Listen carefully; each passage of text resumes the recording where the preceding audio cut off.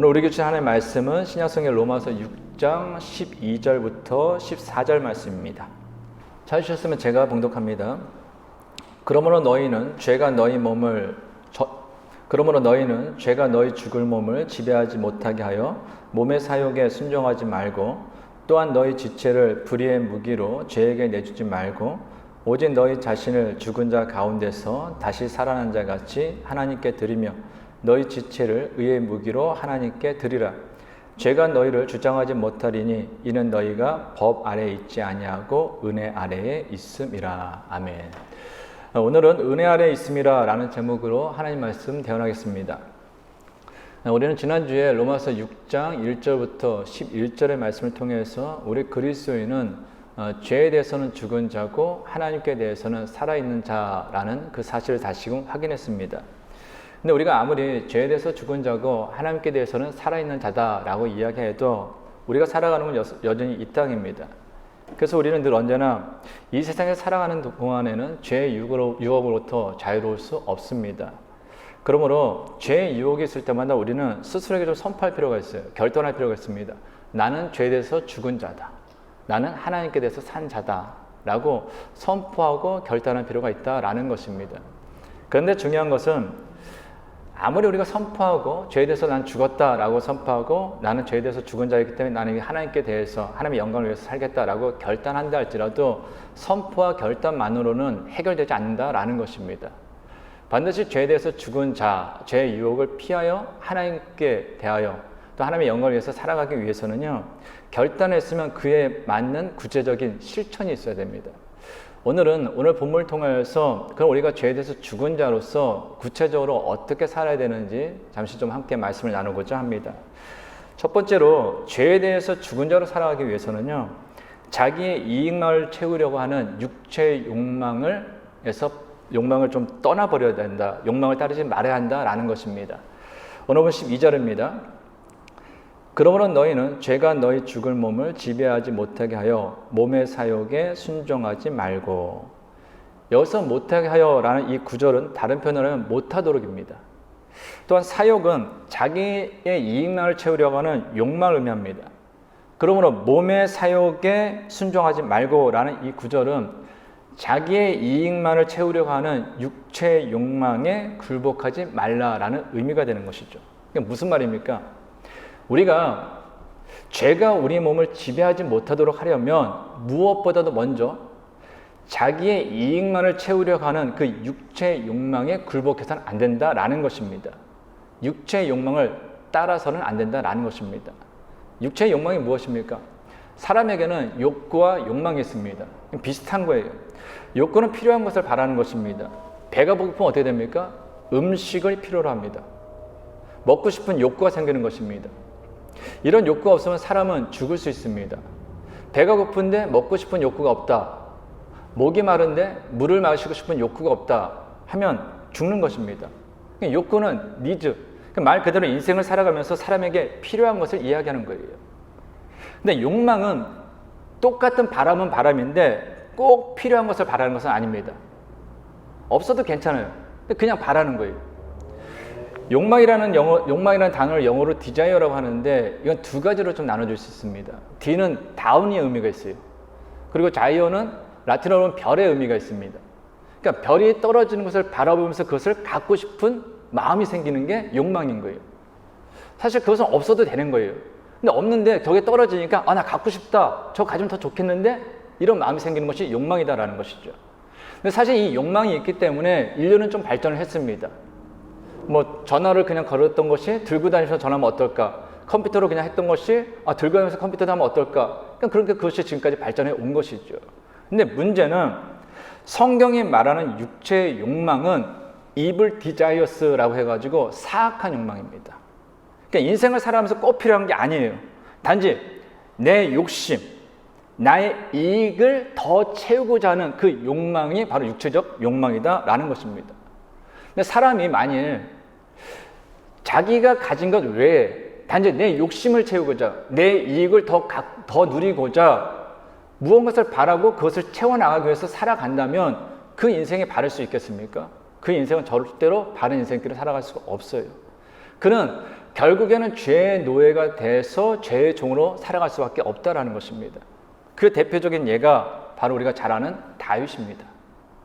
다윗은 한 나라의 왕으로서 이미 여러 명의 아내도 있었고 많은 후궁들도 있었습니다. 물론 그것도 성경에서 하나님께서 원하시는 건 아니에요. 하나님께서는 일부 일처입니다. 그럼에도 다윗은 아내도 여럿이 있었고 후궁도 많이 있었습니다. 그럼에도 다윗은 어느 날 저녁 왕궁의 옥상을 거닐다가 여인이 목욕하는 것을 보게 됩니다. 그것을 본 순간 그 마음속에 음란한 욕망이 품었습니다. 그리고 다윗은 그 육체의 욕망을 떠나버리지 못하고 그 욕망에 굴복해버립니다. 그리고 그 뒤로 죄가 그 다윗에게 찾아와서 왕노릇을 하기 시작하죠. 사무엘하 11장 3절입니다.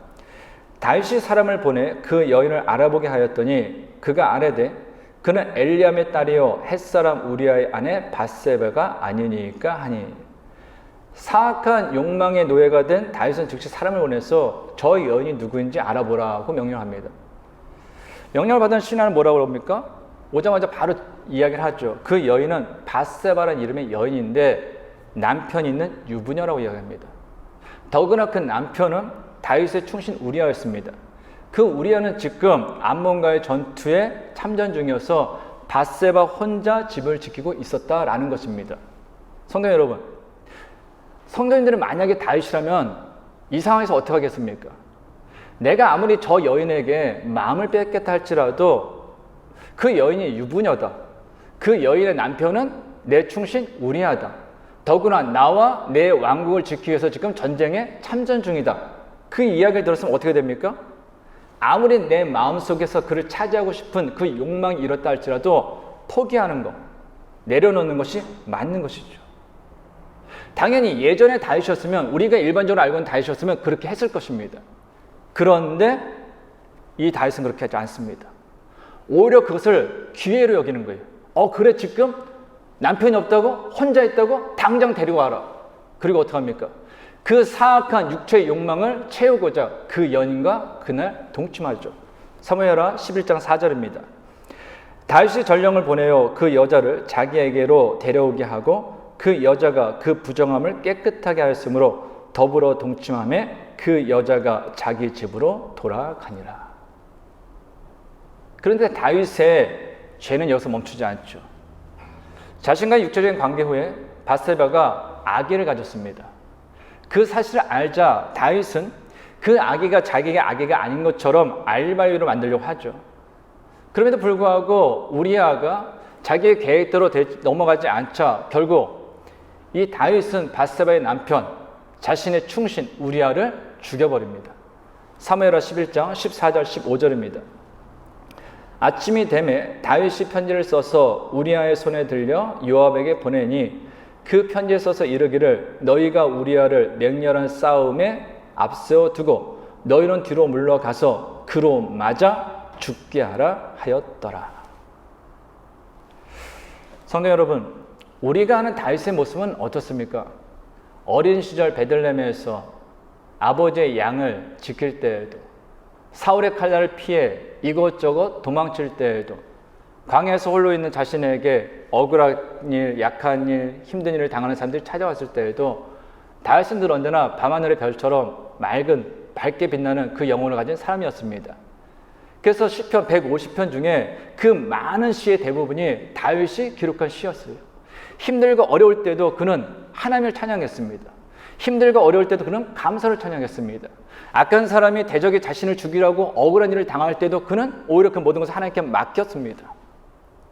그 다윗은 자신을 죽이려고 10년 동안 애썼던 그 사울 왕이 죽었다라는 그 소식을 들었을 때에도 진심으로 애통해하며 진심 어린 눈물을 흘렸던 사람입니다.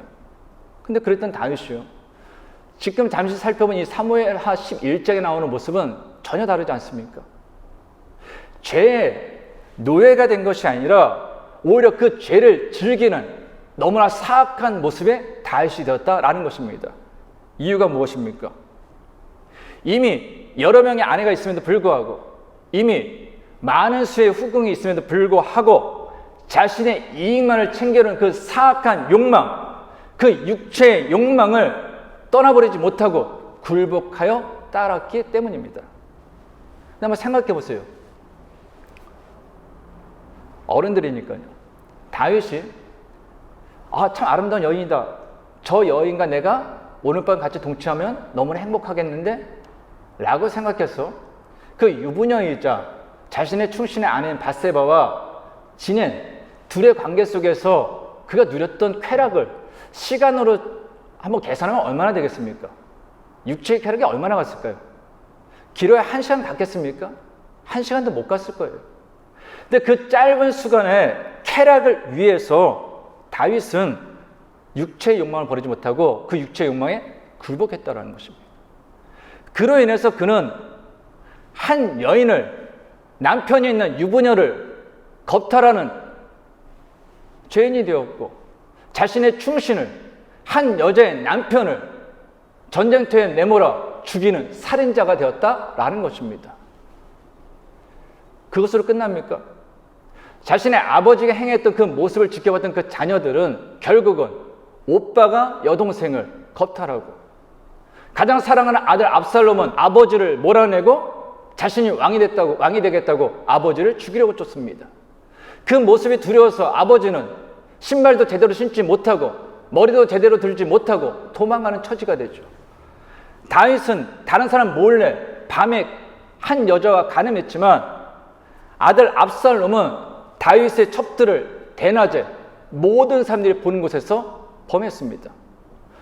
짧은 순간의 쾌락을 위해서 굴복한 육체의 욕망은 우리가 상상할 수 없는 많은 죄로 확산됩니다.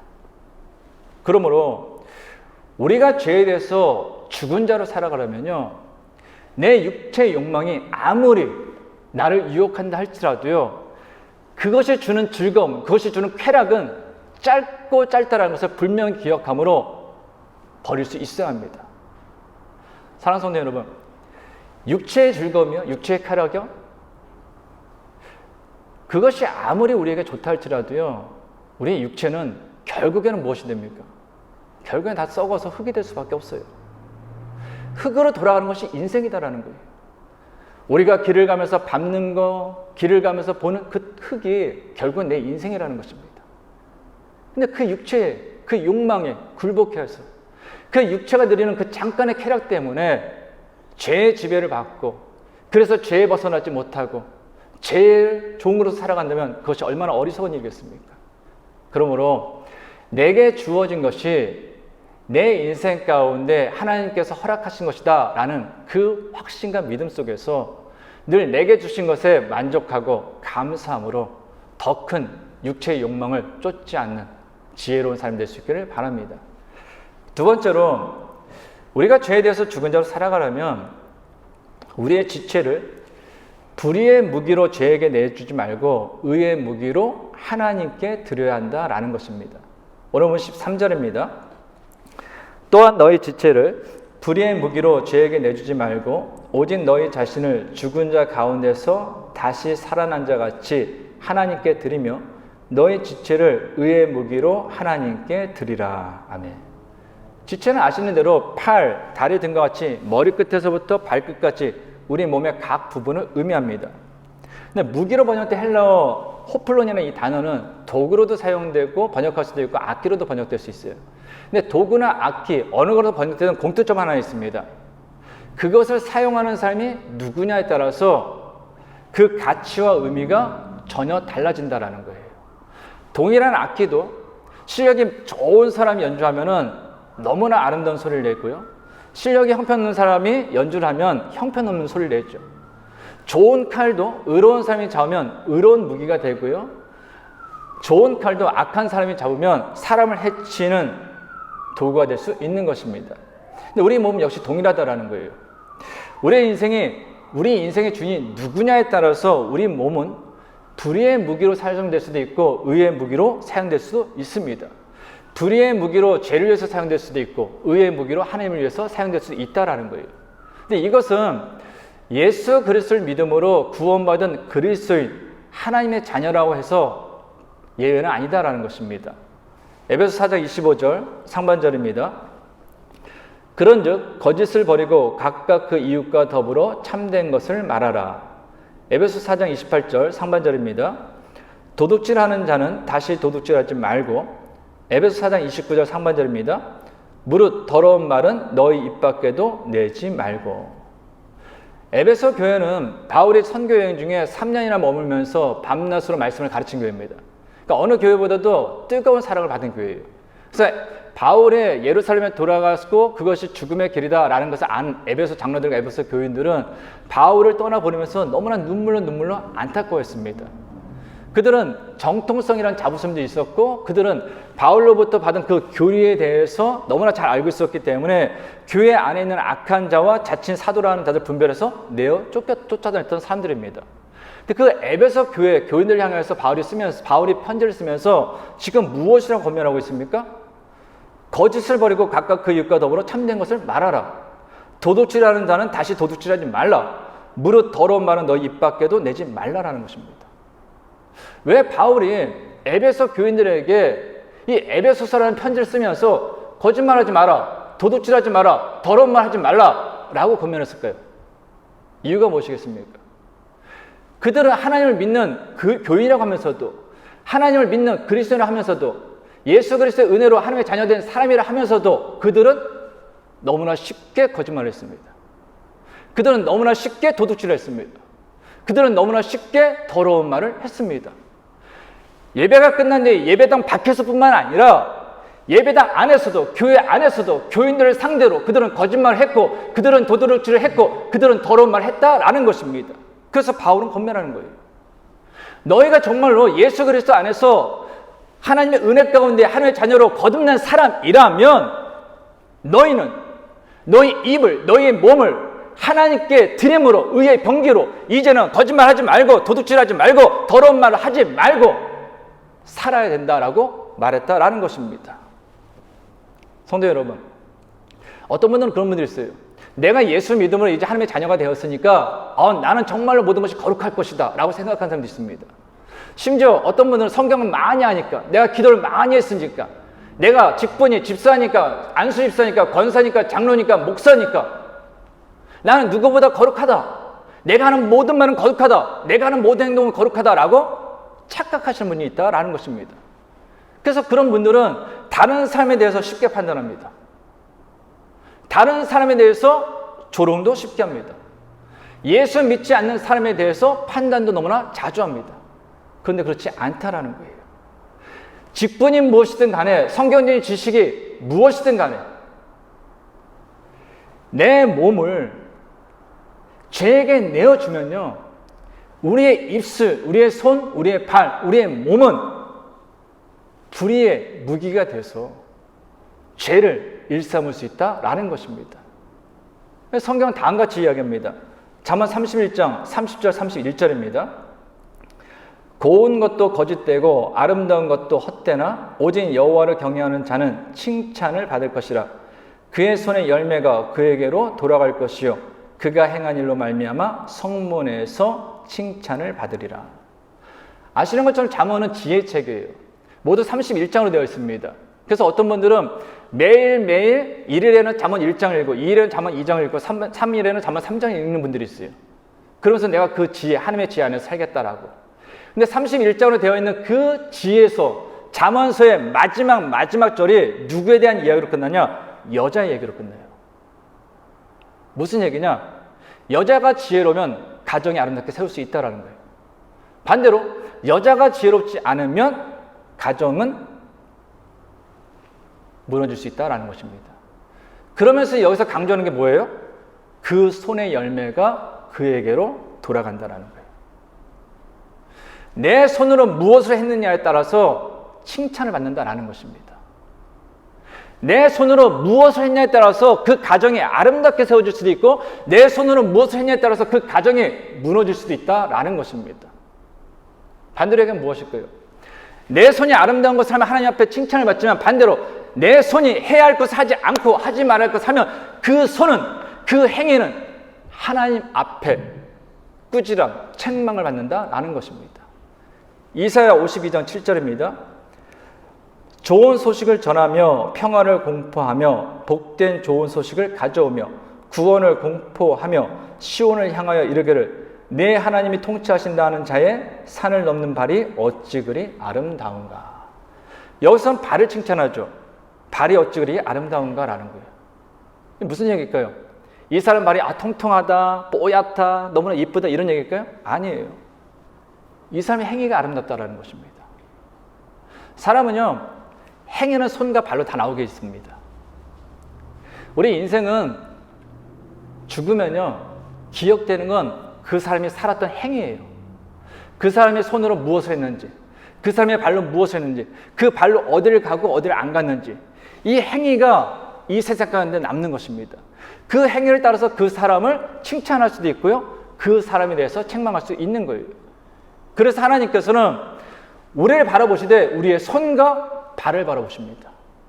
내 손으로 무엇을 하고 있는지, 내 손으로 해야 할 것을 하고 있는지, 내 손으로 하지 말아야 할 것을 하고 있는지, 아니면 내 발로 가야 할 것을 가고 있는지, 가지 말아야 할 것을 가고 있는지, 하나님께서 우리의 손과 발을 주목하여 보고 계신다라는 것입니다. 성도 여러분, 예수님께서 십자가에 달려 우리의 죄를 대신하셨습니다. 우리가 받을 벌을, 우리가 받을 심판을 예수님께서 십자가에서 대신 받으신 거예요. 근데 십자가에서 예수님께서 어디와 어디에 못이 박히셨습니까? 손과 발이에요. 우리가 죄악을 일삼던 그 손, 가지 말아야 할 것을 가면서 범했던 그 발의 죄악을 예수님께서 십자가에서 못 박힘으로 대신 벌을 받으셨다라는 것입니다. 그리고 우리는 주님 안에서 부활했어요. 무엇이 부활한 겁니까? 우리의 손과 발이 주님 안에서 새 손과 새 발로 부활한 거예요. 그러면 내가 예수 그리스도 안에서 하나님의 은혜로 구원받아 하나님의 자녀가 되었다면 이전에 내가 행했던 그 손으로 행했던 그 손과 내가 이전에 가고 가지 않았던 그 발은 분명히 달라진다라는 것입니다. 예수님께서 이 땅에 오신 것을 성육신이라고 하죠. 하나님이신 예수님께서 이 땅에 오셔서 인간의 몸을 사셨다라는 거예요. 근데 그 예수님께서는 지금 이 땅에 계시지 않고 하나님 나라로 가셨습니다. 그런데 예수님께서 하셨던 그 일은 누구에게 맡겼냐? 교회에 맡겼다는 거예요. 근데 교회가 무엇입니까? 우리가 지금 예배드리는 이곳은 예배당이에요. 그냥 건물이다라는 것입니다. 진정 주님께서 거하시고 성령님께서 늘 언제나 함께 하시는 그 교회는 바로 내 몸입니다. 그러므로 주님께서 이 땅에 사셨던 삶을 우리가 계속 이어받아서 산다는 것은 내가 주님의 손이 되어서 주님께서 행하셔야 할 그 일을 하는 것입니다. 내가 주님의 발이 되어서 이제 주님께서 가셨던 곳을 찾아가서 행하는 것이 되어야 된다 하는 것입니다. 그때 우리는요, 비록 죄가 아직 주장하는 이 땅에 산다 할지라도 우리는 죄의 노예로서 불의의 무기로 살아가는 것이 아니라 우리의 지체, 우리 몸을 하나님의 나라를 위하여서 하나님의 영광을 위해서 의의 무기로 살아갈 수 있는 것입니다. 마지막으로 우리가 죄에 대해서 죽은 자로 살아가려면요, 우리가 은혜 아래에 있다라는 사실을 잊지 말아야 합니다. 로마서 14절입니다. 죄가 너희를 주장하지 못하리니 이는 너희가 법 아래에 있지 아니하고 은혜 아래에 있음이라. 아멘. 은혜 아래에 있다라는 것은 하나님의 은혜로 구원받은 우리는 주님의 다스림과 통치 아래에 있다라는 것입니다. 주님의 다스림, 하나님의 통치 아래, 하나님의 은혜 아래에 있다라는 것은 무엇일까요? 반대로 얘기하면 우리는 더 이상 악한 죄의 영향력 아래 있지 않다라는 거예요. 계속해서 말씀드리는데요, 그리스도인은 구원받을 사람이 아닙니다. 구원받은 사람이에요. 그리스도인은 하나님의 자녀가 될 사람이 아니라 이미 하나님의 자녀가 된 사람입니다. 그리스도인은 죄에 대해서 죽을 사람이 아니라 이미 죄에 대해서 죽은 사람입니다. 죄의 지배에서 벗어날 사람이 아니라 이미 죄의 지배에서 벗어난 사람이라는 거예요. 이것을 좀 분명히 해야 됩니다. 그럼에도 우리가 왜 죄에 대해서 자꾸 흔들면서 벗어나지 못하느냐? 어쩔 수 없는 인간이니까. 내가 살아가는 이 땅이니까 어떡하겠습니까? 누구나 그렇게 다 되는데요. 스스로 합리화를 갖는다라는 거죠. 스스로가 무너지는 거예요. 스스로가 무너뜨리는 거다라는 것입니다. 그 담배를 피워보셨던 분들이거나 주변에 이야기 들어본 분들은 잘 아시겠지만요, 담배 끊는 것이 굉장히 어렵습니다. 정말 어려워요. 그래서 사람들은 담배를 끊기 위해서 새해가 되면은 담배를 끊겠다라고 결심을 하죠. 그러면서 여러 가지 방법을 사용합니다. 어떤 사람들은 내가 오늘은 10가지, 만약 그 전에 뭐 많이 폈다면 10가지, 그 다음에는 9가지, 그 다음에는 8가지, 뭐 이렇게 줄이다가 하겠다. 아니면 어떤 사람은 뭐 반만 피우다가 내가 이제 뭐 끊어 나가겠다, 이런 생각도 하시고요. 어떤 분들은 뭐 약을 먹기도 하고, 어떤 분은 패치도 붙이기도 하고, 어떤 분은 뭐 상담을 받기도 합니다. 근데 그렇게 해도 잘 안 끊어져요, 사실. 담배를 끊을 수 있는 가장 좋은 방법은 무엇인지 아십니까? 알려드릴까요? 단 하나밖에 없어요. 그냥 오늘부터 안 피는 거예요. 난 이제 담배와 죽었다. 그래서 오늘부터 피지 않아야 그건 끊죠. 이걸 뭐 내가 이제 점점 줄여나간다, 뭐 약을 먹는다, 상담을 받는다, 패치한다. 그건 다 안 하면 그만인 거예요. 죄도 동일한 거예요. 나는 이제 죄에 대해서 죽었어. 죄의 지배력이 아니라 하나님의 은혜 아래 있는 사람이야. 하나님의 통치 아래 있는 사람이야. 그러므로 어떤 죄의 유혹이 온다 할지라도 하나님의 다스림 가운데 주의 말씀에 순종하여 살아가면 되는 것입니다. 죄에 대해서 죽은 자로 살아가는 게 뭐예요? 결국은 하나님의 말씀에 순종해 살아가는 거예요. 내가 하나님의 말씀에 순종해 살아가려고 하면 어떤 일이 벌어지냐? 하나님께서 우리에게 내 이익만을 채우는 그 육체의 욕망을 따르지 않을 수 있는 힘을 주십니다. 하나님께서 우리에게 우리의 지체를 불의의 무기로 죄에게 주지 않도록 하나님의 무기로, 의의 무기로 하나님 앞에서 들을 수 있는 그 힘을 주신다라는 것입니다. 그러면 사랑하는 성도 여러분, 마음속에 기대하세요. 기억하세요.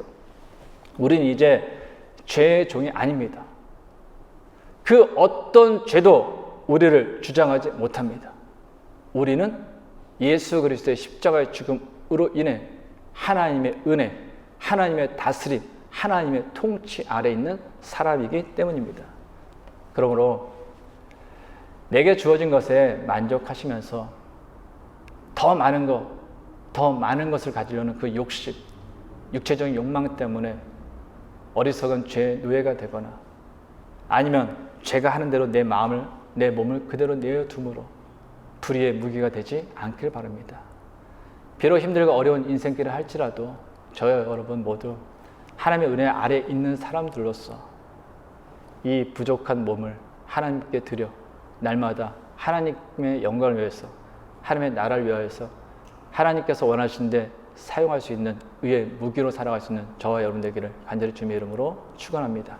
기도하겠습니다. 하나님 아버지, 하나님의 은혜로 구원받은 저희는 더 이상 악한 죄의 영향력 아래에 있지 않고 저희를 사랑하신 하나님의 영향력 아래에 있습니다.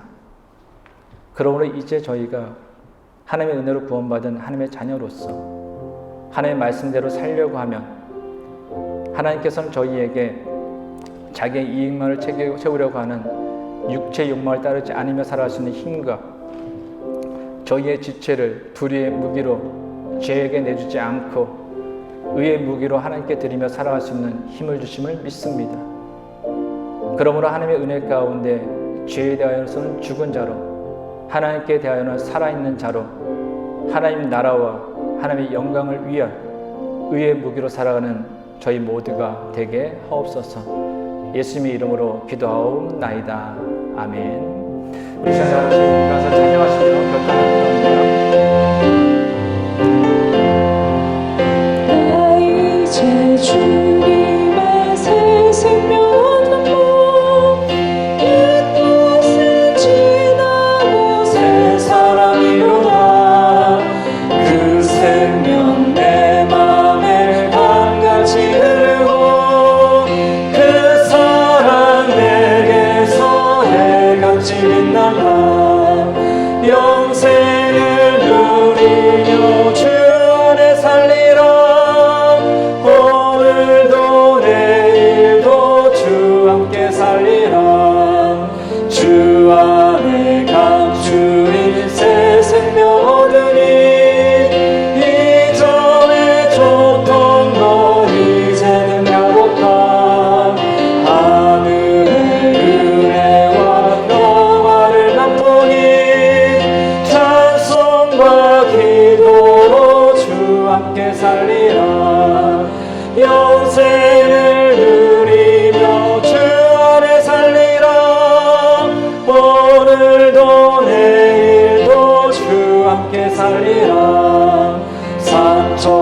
또 초목도 새 것이 되었고 죄인도 원수도 친구도 변한다. 새 생명 얻은 자 영생을 누리니 주님을 모신 만세 하느니로다. 영생을 누리며 주 안에 살리라. 오늘도 내일도 주 함께 살리라. 주 따라가는 길 험하고 멀어도 찬송을 부르며 뒤따라가리라. 나 주를 모시고 영원히 살리라. 날마다 섬기며 주 함께 살리라. 영생을 누리며 주 안에 살리라. 오늘도 내일도 주 안에 살리라. 우리 같이 기도합니다. 사랑하는 성도 여러분, 우리의 몸은 예수 그리스도의 십자가의 죽음으로 거듭난 몸입니다. 그래서 우리는 함부로 말해서도 안 되고 함부로 행동해서도 안 됩니다. 가야 할 것과 가지 말아야 할 것, 해야 할 것과 하지 말아야 할 것을 분명히 구분해야 합니다. 그렇지 않고 그리스도인을 하면서도 내 마음대로 육체의 욕망을 따라 살아가는 것은 예수 그리스도의 십자가 죽음을 모욕하는 것입니다. 그래서 우리는 하나님의 은혜 아래에서 하나님의 의의 무기로 살아가야 하는 것입니다. 우리 시간 기도할 때 하나님, 죄에 대해서 죽은 자로 살아가게 하여 주옵소서. 하나님의 은혜 아래 하나님의 인도하신 가운데 하나님의 말씀에 순종하여 하나님의 영광을 위하여 하나님의 나라를 위하여 살아가는 의의 무기가 되게 하옵소서. 우리 시간 주님 앞에 기도합니다. 하나님 정말 감사합니다. 저희를 택하여 주셔서 하나님의 찬양을 주셨습니다. 하나님의 은혜 아래서 하나님의 통치 아래서 하나님의 다스림 아래서 우리를 택하여 주셨습니다. 우리의 더러운 손과 발을 우리의 더러운 몸을 예수 그리스도의 십자가의 죽음을 통하여서 새롭게 하셨습니다. 죄의 죄와 죽으라는 우리를 하나님의 찬양을 주셨습니다. 그래서 이제는 죄와 떨어진 자로서 하나님의 찬양을 살겠습니다. 의의 무기로 살겠습니다. 죄의 지배 안에 하나님의 은혜를 삶의 나를 살겠습니다. 주의 말씀 주시를 살겠습니다. 우리에게 힘을 내어 주셔서 생명을 내어 지혜를 내어 주셔서 날마다 하나님의 나라를 살아가는 자가 될 수 있도록 하나님의 손으로 따라 주셔서 부족한 우리의 몸이지만 우리를 통해서 복이 나는 나를 작화되게 하여 주시오. 하나님의 영광이 선포되게 하여 주옵소서.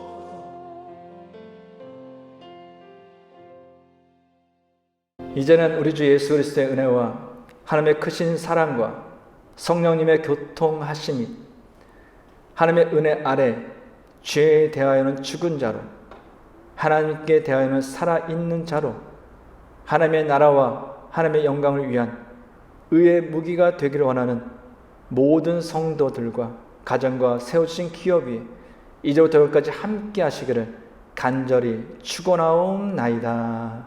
아멘.